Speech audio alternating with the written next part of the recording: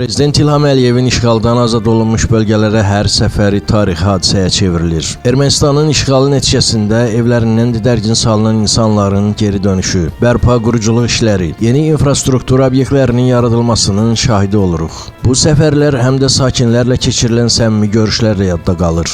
Prezident İlham Əliyev və 1-ci xanım Mehriban Əliyeva bu dəfə də ənənəyə sadiq qalaraq martın 18-də Novruz bayramı ərəfəsində Ağdərənin Suqovuşan kəndinə səfər ediblər. Orada 10 illiklər boyu evlərindən didərgin düşən insanlara sevinç bəxş olunub. Onlara yeni evlərinin açarları təqdim edilib.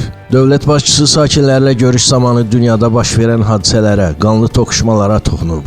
Dünyada müharibələr, qanlı toqquşmalar kifayət qədər geniş vüsət alır. İndi internet dövründə, informasiya azadlığı dövründə hər kəs hər şeyi bilir, görür və izləyə bilir. Bugün dünyada gedən toqquşmalara, münaqişələrə, müharibələrə nəzər salsaq, son tarixin müharibələrinə nəzər salsaq, hətta deyə bilərəm ki, 2-ci Dünya müharibəsindən sonra Azərbaycan qədər bir mənalı və tam qələbə heç kim tərəfindən qazanılmayıb, İlham Əliyev qeyd edib. Prezidentin söylədiyi fikirləri qonşu dövlətlərdə baş verən proseslər də təsdiq edir. Ukrayna və Gürcüstan nümunəsi ortadadır. Bu ölkələrdə minlərlə insan ev eşiyindən didərgin düşüb. Ərazilər işğal olunub. Ən əsası 100 minlərlə insan öldürülüb. Ən acınacaqlısı isə odur ki, qanlı proseslər hələ də davam edir. Bütün bunların fonunda dünyaya Azərbaycan nümunəsi ortadadır. Bəli, Azərbaycan xalqı əsrlər boyu bir çox tarixi günlərə şahidlik edib. Xalqımız ağırlı, acılı dönəmlərlə yanaşı, qürurverici və sevincli anlarla dolu məqamlar da yaşayıb. Şübhəsiz ki, 44 günlük Vətən müharibəsində qazanılan şanlı qələbə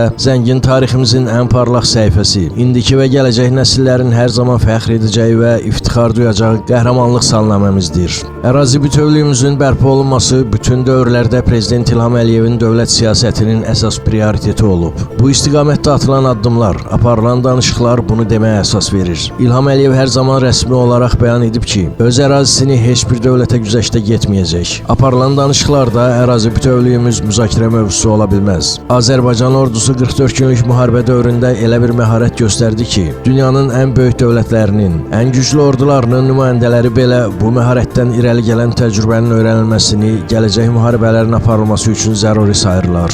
Dövlət başçısının qəti iradəsi və müdrik xarici siyasəti, ordumuzun qəhrəmanlığı və sücaəti, xalqımızın birliyi və həmrəyliyi nəticəsində erməni işğalçıları həm hərbi, həm də siyasi meydanda ağır məğlubiyyətə uğradıldı. Böyük qələbə qazanılaraq tarixi ədalət bərpa olundu. Xalqın inamı özünə qaytarıldı. Məhz həmin günlərdə Azərbaycanla Ermənistanın fərqi üzə çıxdı. İşğalçı dövlətdən fərqli olaraq Azərbaycanda, cəbhə bölgəsində, mərmi yağışı altında kimsə erməni vəhşiliyinə boyun əyib ev eşiyini tərk etmədi. Yersiz təşvişə və həyəcanlara yer vermədi. Əksinə, xalq öz təpəri ilə mübarizə meydanında, əsgərlərin yanında, dövlətin ətrafında olduğunu göstərdi. Nəticədə tariximizin şanlı səhifəsi hesab olunan, əsl qəhrəmanlıq salnaməsinə çevrilən Vətən müharibəsi ilə ölkə prezidenti, Ali Baş Komandan İlham Əliyevin rəhbərliyi altında ordumuz qalib gəldi. Bu qələbə haqqın, ədalətin qələbəsi kimi tariximizdə hər zaman qürurla və sevinclə xatırlanacaq.